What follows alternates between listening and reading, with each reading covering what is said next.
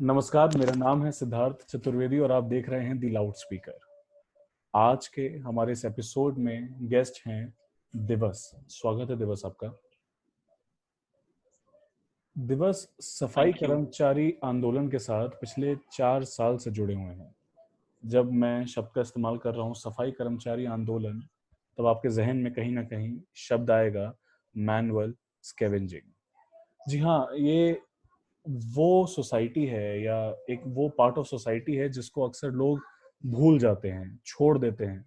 अक्सर बात होती है इस पे, पर फिर भी लोग इसको भूल जाते हैं। तो आज के एपिसोड में हम इसी बारे में बात करेंगे दिवस से। दिवस, सबसे पहले मैं आपसे यही पूछना चाहूंगा कि मैनुअल स्कैवेंजिंग है क्या? परिभाषा क्या है? Thank you Siddharth for the opportunity, इस मौके के लिए कि आप आके यहाँ पे हम लोग बात कर पा रहे हैं। मैनुअल स्कैवेंजिंग एक ऐसी प्रथा है जो कि हाथ से मैला उठाने की प्रथा, हम उसको हिंदी में बहुत पहले कहा करते थे। इसका अर्थ बहुत सीधे शब्दों में ऐसे समझा जा सकता है कि हर सफाई कर्मचारी मैनुअल स्कैवेंजर नहीं होता। मैनुअल स्कैवेंजर का मतलब है, और मैनुअल स्कैवेंजिंग जो इंसान कर रहा है उसका अर्थ ये है कि जो ह्यूमन शिट यानी इंसान का मैला, यानी जिसे हम और देसी भाषा में पखाना कहते हैं, उसको उठाना या एक जगह से दूसरी जगह लेके जाना, या उसका ट्रांसपोर्टेशन या उसका सोल्यूशन करना, उसको डिस्पोज ऑफ करना। और ये मैकेनिकल तरह से किया जाए, मतलब हाथ से किया जाए, मतलब मैनुअली किया जाए, इसलिए इसको मैनुअल स्कैवेंजिंग कहते हैं। तो कोई इंसान झाड़ू लगा रहा है तो वो मैनुअल स्कैवेंजर नहीं है, वो स्वीपर है, वो सैनिटेशन वर्कर है, लेकिन वो मैनुअल स्कैवेंजर नहीं है। मैनुअल स्कैवेंजर की डेफिनेशन स्पेसिफिकली यही है भारत में कि कोई भी इंसान जो इंसान का मल हाथ से उठा रहा है, डिस्पोज ऑफ कर रहा है, उसको ट्रीट कर रहा है या उसको फेंक रहा है, उसको हम मैनुअल स्कैवेंजिंग कहते हैं। मैनुअल स्कैवेंजिंग बहुत प्रकार की होती है, गांव में अलग किस्म की होती है, शहरों में अलग किस्म की होती है। जो हमारे मेट्रोज हैं, दिल्ली, बम्बई, बैंगलोर जैसे, उनमें अलग किस्म की होती है। मैं आपको क्विकली बता देता हूँ कि ये किस किस प्रकार की होती है। गांव में हाथ से मैला उठाने की प्रथा कहते हैं अभी भी शुष्क शौचालय, जिसे ड्राई लेट्रिन या इनसैनिटरी लेट्रिन कहा जाता है, जिसमें कि कोई भी टॉयलेट या सीट या कुछ नहीं होता, सिर्फ कुछ ईंटें होती हैं, वहां पे लोग पखाना करते हैं। पीछे से कोई महिला आती हैं, वो एक कनस्तर से में रख के या एक टोकरी में रख के उस पखाने को लेके जाती हैं और डिस्पोज ऑफ गांव के बाहर जाके फेंक देती हैं। उसको हम कहते हैं dry latrine cleaning. Dry latrine cleaning गांव में अभी भी होती है, आज भी भारत में करीबन 10-12 राज्यों में ड्राई लेट्रिन क्लीनिंग होती है। दूसरी होती है ओपन ड्रेन क्लीनिंग, यानी कि आपने देखा होगा जब ओपन डेफिकेशन होता है तो कई बार लोग नालों या जो पाइपलाइंस होती हैं उनके आसपास पखाना करते हैं। तो वो जब नालों में चला जाता है तो उसको क्लीन करना पड़ता है, नहीं तो नाले चोक हो जाएंगे, तो उसको मैनुअली झाड़ू से क्लीन करते हैं, उसको हम कहते हैं ओपन ड्रेन क्लीनिंग। तो दो तरह की मैनुअल स्कैवेंजिंग हो गई, ड्राई लेट्रिन क्लीनिंग और ओपन ड्रेन क्लीनिंग।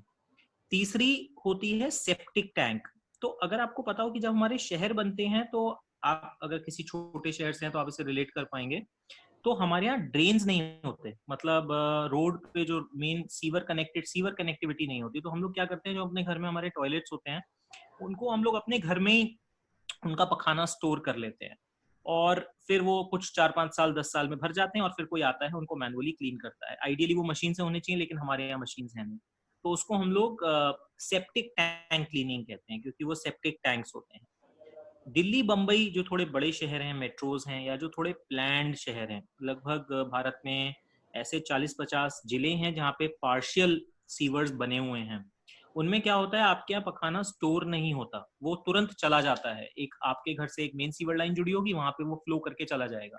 जब वो चोक हो जाता है, जिसमें आपने देखा होगा रोड्स पे कई बार मैन होल्स होते हैं, तो जब वो चोक हो जाता है तो उस मैनहोल को खोल के क्लीन किया जाता है, क्योंकि लोग बहुत तरह की चीजें उसमें डाल देते हैं, कूड़ा आ जाता है, गंदगी आ जाती है, मिट्टी आ जाती है, वगैरह वगैरह, उसे हम सीवर क्लीनिंग कहते हैं। तो मैंने आपको 4 तरह की मैनुअल क्लीनिंग बताई। पहली ड्राई लेट्रिन क्लीनिंग, दूसरी ओपन ड्रेन क्लीनिंग, तीसरी ड्राई लेट्रिन क्लीनिंग गाँव में, ओपन ड्रेन क्लीनिंग गाँव शहर दोनों में, सेप्टिक टैंक क्लीनिंग छोटे शहरों में और तहसीलों में, सीवर क्लीनिंग बड़े शहरों में, और पांचवी और आखिरी रेलवे ट्रैक क्लीनिंग। अगर आप आज भी पुरानी दिल्ली रेलवे स्टेशन पे जाएं या बहुत सारे रेलवे स्टेशन पे जाएं, तो आप पाएंगे सुबह 4 बजे जब आप जाएंगे, जब ट्रेन खड़ी होती है और जिन ट्रेन में बायो टॉयलेट्स नहीं है, उन पे जब कोई पखाना करता है, अगर वो ट्रेन प्लेटफॉर्म पे खड़ी है तो वो सीधे प्लेटफॉर्म के नीचे जाता है ट्रैक्स पे। वो ट्रैक्स पे सुबह 3 से 4 बजे के बीच सफाई कर्मचारी जाके उसको मैनुअली साफ करते हैं। तो 5वां रेलवे ट्रैक क्लीनिंग। ये 5 तरह की मैनुअल स्कैवेंजिंग भारत में होती है। आपने अभी 5 तरह के मैनुअल स्कैवेंजिंग के प्रकार बताए। जब मैं इनको सुन रहा हूँ तो ऐसा लगता है कि 2020 में क्या हो रहा है ये अभी भी, मतलब क्या अभी भी होना चाहिए? मतलब मेरे हिसाब से तो कभी होना नहीं चाहिए था, पर 2020 में भी हम इस पर बात कर रहे हैं कि ऐसा हो रहा है, यहाँ यहाँ हो रहा है। तो अभी क्या करंट सिचुएशन क्या है इनकी हमारे देश में? करंट सिचुएशन ये है कि इन पांचों, आपने ठीक कहा कि 2020 में भी हो रहा है, और क्या एक सोसाइटी जो एक अपने आप को डेवलपिंग सोसाइटी मानती है, या जहाँ पे हम लोग तमाम तरह के तकनीकी प्रयोग करते हैं और तकनीकी उपलब्धियों के द्वारा आगे बढ़ते हैं, उस समाज में आज भी लोग एक दूसरे का पखाना उठा रहे हैं। तो ये बहुत ही शर्म की बात है, और वो इंसान जो इसे ये करना पड़ रहा है उसकी गरिमा के लिए बहुत बड़ा झटका है हर बार जब वो करता है। लेकिन सच ये कि ये हो रहा है। ड्राई लेटरिन क्लीनिंग में लाखों महिलाएं आज भी हैं। ड्राई लेटरिन क्लीनिंग में महिलाएं ही रहती हैं ज़्यादातर गाँव में, और बहुत कम पैसे मिलते हैं, कई जगह पैसे नहीं भी मिलते हैं। ओपन ड्रेन क्लीनिंग में औरत और मर्द दोनों कर रहे हैं, और सेप्टिक टैंक सीवर में ज़्यादातर पुरुष रहते हैं क्योंकि थोड़ा सा पैसा ज़्यादा मिलता है। ये नहीं होना चाहिए, ये अपराध है, कानूनन भी अपराध है, इस पे कोर्ट के भी बहुत जजमेंट्स हैं, इस पे बहुत संस्थाएं काम भी कर रही हैं। लेकिन गरीबी मुस्लिफी के दौर में, और ये जातिगत प्रथा है, ये तो आपको पता ही है कि पूरा सफाई का काम और मैनुअल स्केविंग भी एक या दो जाति के लोग करते हैं। ये कोई काम ऐसा नहीं है कि जो गरीब होता है वो करता है। गरीब तो बहुत जातियों में है, लेकिन सिर्फ एक या दो जाति के लोग जो सदियों से हेरिडिटरी जिसे हम कहते हैं, डिसेंट बेस्ड वर्क अंग्रेजी में बोलते हैं, मतलब आपकी जाति से जुड़ा हुआ काम, वो उस तरह से चल रहा है। अगर आप किसी भी मैनुअल स्केवेंजर, आपको कभी कोई दिखता है, जो लोग इसे सुन भी रहे हैं, अगर उनको कभी मैनुअल स्केवेंजिंग होती दिखती है, और अगर वो उससे सिर्फ इतना पूछे आपके पिताजी क्या करते थे या आपकी माताजी क्या करती, तो वो कहेंगे यही काम करते थे सफाई का। उनके बाप पिताजी माताजी क्या करते थे, उनके बाबा दादी, वो भी यही काम करते थे। तो ये जन्म से जुड़ा हुआ काम है, यानी जब आप पैदा होते हैं तो आपको बता दिया जाता है कि आपको यही काम करना है, आपका यही काम है। समाज का एक स्ट्रक्चर बना हुआ है। तो ये बिल्कुल नहीं होना चाहिए, लेकिन हो रहा है, सच ये है। दिवस, जैसा कि आपने बताया कि ये जाति पर बेस्ड काम है, तो मैंने जैसे पहले भी कहा कि ये अपने आप में बहुत ही चौंका देने वाली बात है, या यूं कहूँ कि शर्मनाक बात है कि ये काम आज भी एग्जिस्ट करता है। बट ये काम एग्जिस्ट करता है पैरेलली। ये भी एक शर्मनाक बात है कि सिर्फ एक दो तीन स्पेसिफिक जातियों पर बेस्ड ये काम है।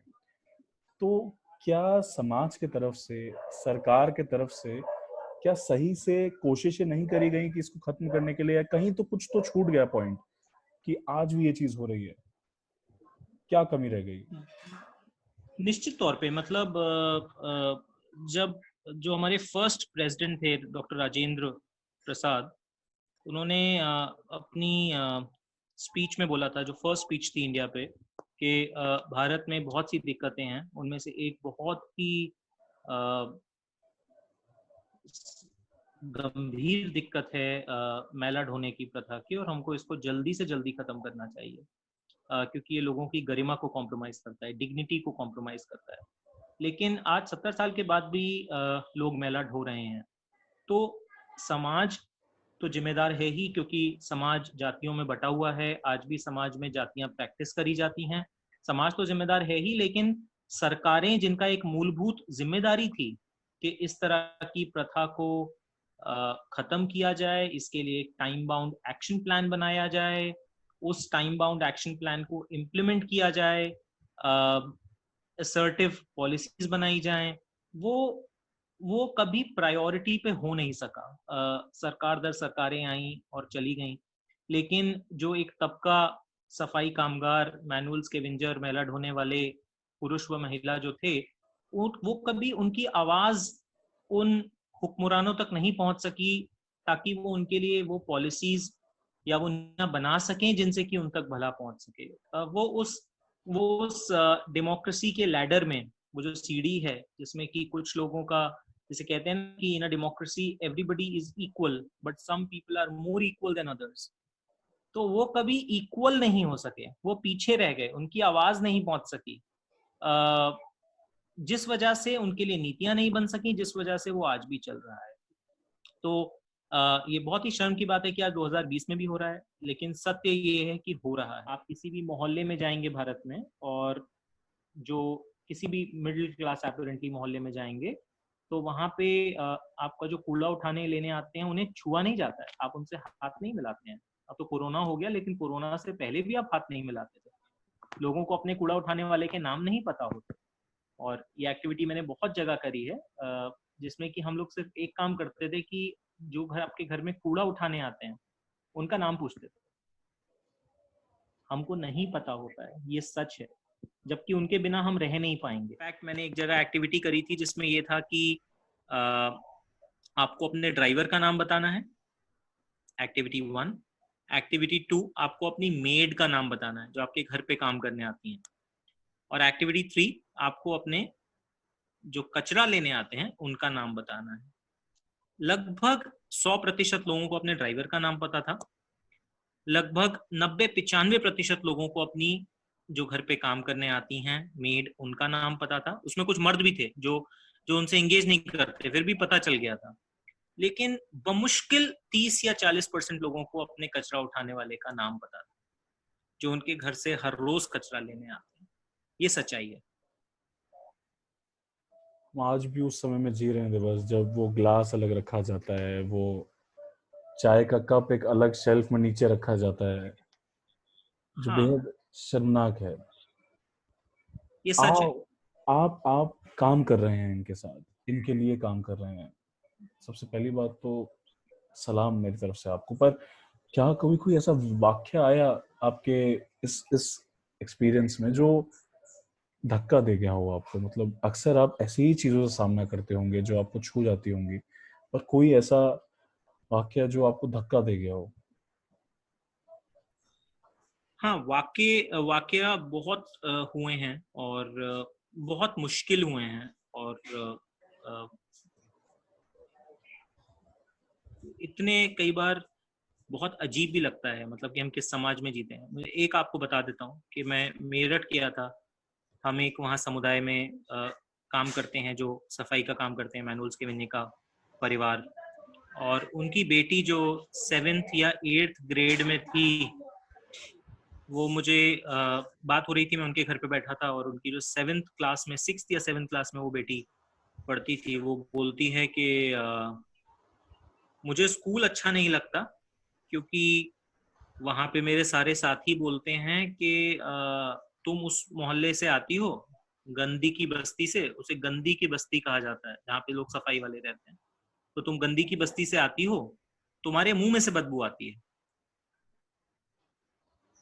तो उसका अर्थ ये था कहने का, वो जो बच्ची थी, कि उसके मुंह में से बदबू आती है या नहीं आती, ये इसका कोई तथ्य नहीं है, या इसका कोई मसला नहीं है, लेकिन क्योंकि वो गंदी की बस्ती से आती है, जहां पे वो लोग रहते हैं जो सफाई का काम करते हैं, गटर साफ करते हैं, पखाना उठाते हैं, क्योंकि वहां पे उस समुदाय के लोग रहते हैं जिनकी जाति बहुत ही सामाजिक तौर पे नीची मानी जाती है, इस वजह से एक उसके साथियों को जो बाकी कम्युनिटी से आते हैं, उनको लगता है कि उसके मुंह में से बदबू आती है, और उसको वो थोड़ा सा दूर बैठाते हैं। तो मुझे लगा कि उस वाक्य ने मुझे इसलिए हिला दिया कि मैं सोच रहा था कि जब वो उस छठी क्लास की बच्ची के मन में, उसके दिलो दिमाग में, उसके मानसिक संतुलन पे इसका क्या असर होगा, और उसका हौसला, जिसे हम कॉन्फिडेंस बोलते हैं, या उसका विश्वास समाज में, संविधान में कितना रहेगा, क्योंकि वो तो बिल्कुल फर्स्ट हैंड एक्सपीरियंस कर रही है डिस्क्रिमिनेशन क्या होता है। ये वाक्य ने मुझे काफी हिलाया था। पता नहीं दिवस, शब्द नहीं बचते जब ऐसी चीजें सुनते हैं, और पता नहीं, मतलब समझ नहीं आता उसके बाद कि आगे बात क्या करें। खैर, मैं पता नहीं ये इंटरव्यू कोई पॉलिसी मेकर देखेगा नहीं देखेगा, कोई नेता, कोई सत्ताधारी पार्टी में बैठा कोई देखेगा नहीं देखेगा, पता नहीं। पर मैं आपसे ये पूछना चाहूंगा कि आप कुछ राय दें, कुछ सजेशन दें कि वो सत्ता में बैठा वाला कोई सुने तो बेहतर हो उसके लिए, कोई एक आम आदमी सुने तो जब उसको कहीं अन्याय होता दिखे तो वो थोड़ी देर के लिए सही पर आवाज जरूर उठाए। कुछ सजेशन क्या कर सकते हैं हम? मैनुअल स्केवेंजिंग अभी देश में एक अपराध है, यानी कि वो अवैध है। यानी कि आप अपने घर पे किसी को बुला के अपना गटर या सीवर या सेप्टिक टैंक साफ नहीं करा सकते हैं, वह कानूनन जुर्म है। 2013 में एक कानून आया था, manual scavenging, prohibition of manual scavenging and rehabilitation of manual scavengers act 2013। उसके अंतर्गत ये बैन है। तो जो भी आपके साथी विद्यार्थी इसको देखें, उनके लिए जानना आवश्यक है कि ये एक अपराध है। तो अगर वो कहीं सड़क पे भी देखते हैं या अपने कैंपस के आसपास देखते हैं या अपने शहरों में देखते हैं, तो उनको ये मालूम होना चाहिए कि ये लीगल नहीं है, ये अवैध काम है। नंबर दो, एक सुप्रीम कोर्ट का जजमेंट भी आया था जिसमें कि अगर किसी की भी, आपको पता होगा सीवर में मृत्यु बहुत होती है, मतलब अंदर बहुत ही भयावह गैस होती है। तो जब कोई नीचे उतरता है तो उसके चंद पलों में ही, मतलब कई बार तो 2 या 3 सेकंड में ही मृत्यु हो जाती है, क्योंकि मीथेन का प्रभाव इतना ज्यादा बहुत होता ज्यादा है होता है। और वह बहुत ही जहरीली गैस होती है। तो एक सुप्रीम कोर्ट में हम लोगों ने पिटीशन करी थी, यूनियन ऑफ इंडिया वर्सेस सफाई कर्मचारी आंदोलन। उसमें एक ऑर्डर आया था कि जिसकी भी मृत्यु हो जाती है सीवर में, उसको 10 लाख रुपए का उसके परिवार को मुआवजा मिलना चाहिए, क्योंकि उनके जो परिवार हैं, भले उनकी माँ हो या बीवी हो या छोटे बच्चे हों, अधिकतर ये यंग होते हैं, क्योंकि इनकी लाइफ एक्सपेक्टेंसी भी, जो लोग सीवर में काम करते हैं उनकी लाइफ एक्सपेक्टेंसी भी बहुत कम होती है, 45 साल बमुश्किल 50 साल जी पाते हैं। तो उन पे आया था कि जो भी होंगे उसमें एक सीरीज ऑफ मेजर्स आएंगे कि क्या क्या उनको मिलना चाहिए, उनके परिवार को, डिपेंडेंट्स को। तो उसमें 10 लाख रुपए का था, एक छोटा जमीन का प्रावधान था, बच्चों की शिक्षा वगैरह वगैरह। तो अगर आपके जो भी लोग इसे देखें, अगर उनको कोई ऐसा पता चले कि किसी की डेथ हो गई है सीवर में, तो वो अगर वो जानकारी हम तक, उनका डिटेल नाम पहुंचा दें, तो हम उनके बच्चों को वो चीज़ें भी मुहैया कराने की कोशिश करेंगे सरकार के द्वारा। और अगर वो भी कहीं देखें तो वो बाकियों को भी अवगत करा सकते हैं कि ये कानूनन अपराध है, किसी को नहीं करना चाहिए और किसी को नहीं करवाना चाहिए। जहां तक सरकार से डिमांड की बात है, हम लोगों की एक मुख्य डिमांड ये है कि सरकार एक एक्शन प्लान जारी करे, जिसमें कि वो बताए कि मैनुअल स्केवेंजिंग को खत्म करने का कब तक उसकी क्या योजना है। बिना योजना के तो काम नहीं हो सकता, और सरकार की जिम्मेदारी है, क्योंकि उसकी जो जवाबदेही है, अकाउंटेबिलिटी है, वो नागरिकों के प्रति है। तो वो नागरिकों को बताए कि उसको मैनुअल स्केवेंजिंग, मैलर्ड होने की प्रथा खत्म करने की उसकी क्या योजना है, कब तक होगी। दूसरी चीज, अपने बजट एलोकेशंस बढ़ाए। अभी budget allocation manual scavenging community के लिए जो मिनिस्ट्री ऑफ सोशल जस्टिस के अंडर आता है, वह बहुत ही नाकाफी, बहुत ही थोड़ा, मतलब नाम मात्र का है। उससे उनका होगा नहीं कुछ, तो अपने बजट एलोकेशन बढ़ाए, थोड़ी रकम बढ़ाए। तीसरा ये है कि जहाँ जहाँ इस तरह की घटनाएं होती हैं, जहाँ पे मान लीजिए किसी के पास पैसे नहीं है, खाना खाने को नहीं है, तो हमने उसको 200 रुपये दे के सीवर में उतार दिया, जो लोग करते हैं। ऐसी कहीं घटना आती है तो उस पर एक्शन ले, ताकि एक समाज में मैसेज जाए कि आप किसी को सीवर में नहीं उतार सकते, ये एक अपराध है। तो ये 3-4 मुख्य मांगे हैं। अगर सरकार इन पे एक्शन लेती है तो स्थिति कुछ बेहतर हो सकती है, और लोगों में भी हौसला होगा जो ये करने को मजबूर हैं कि सरकार हमारे साथ है, हमारे अधिकार हैं, और हमें मजबूरीवश ये करने की जरूरत नहीं है। उम्मीद करता हूँ मैं दिवस से सारी की सारी जो मांगे हैं, जो ये डिमांड्स हैं, ये बहुत ही जेन्युइन है और ये कोई ऐसी नहीं है कि अच्छा ये भी हो सकती हैं क्या, ये होनी ही चाहिए। और मैं उम्मीद करता हूँ कि जल्दी हो और एक सुबह वो भी आए जब ये पूरी तरीके से हमारे देश में खत्म हो जाए। आपसे बहुत अच्छा लगा बात करके दिवस, और बहुत कुछ पता चला। थैंक यू शब्द सिद्धार्थ। शब्द कम पड़ जाते हैं, मतलब अभी मुझे समझ नहीं आ रहा मैं बोलूँ क्या, बट ठीक है, मतलब ये सच्चाई है और हमें रियलिटी को फेस करना चाहिए। तो आई जस्ट होप ये चीज़ें खत्म हो जल्दी, और आप ऐसे ही काम करते रहिए। मुझसे जैसा बन पाएगा और हर इंसान से जिस तरीके से बन पाएगा, हर एक को इसमें अपना योगदान ज़रूर देना चाहिए। धन्यवाद बस। Thank you Siddharth, thank you for having me, शुक्रिया।